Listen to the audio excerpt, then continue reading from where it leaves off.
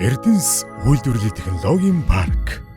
За Монгол Улсын засгийн газрын 2024-с 28 оны үйл ажиллагааны хөтөлбөрт эдийн засаг нийгмийн хөгжлийг түргэх үүднээс 14 мега төслийг хэрэгжүүлэхээр баталсан. Үүний нэг чухал том төсөл бол Дархан уул аймаг тэр дундаа дархны төмөрлөгийн үйлдвэрт суурилж хэрэгжих ган үйлдвэрлэлийн зохицолбор төсөл байгаа. Уг төсөл маань бүс нутгийн төдийгүй Монгол Улсын хэмжээнд нэн чухал хөгжлийн гол хурцсуур болох төсөл. Гангийн үйлдвэрийн цогцлбор төсөл хэрэгжихэд бол мэдээж дархны төмөрлөгийн үйлдвэрийн зүгээс эхний ээлжинд бол шууд ангижруулсан төмрийн үйлдвэр төслийг хэрэгжүүлэхээр төлөвлөн ажиллаж байгаа.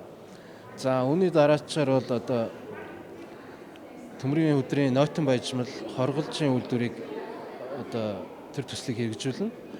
За ер нь бол нийтдээ энэ ган үйлдвэрлэлийн цогцлбор төсөл бол нийтдээ хэрэгжсэн 1200 ажлын байр шинээр бий болно.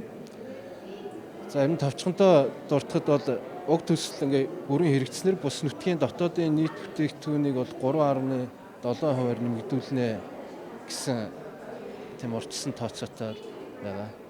Эрдэнэс үйлдвэрлэлийн технологийн парк.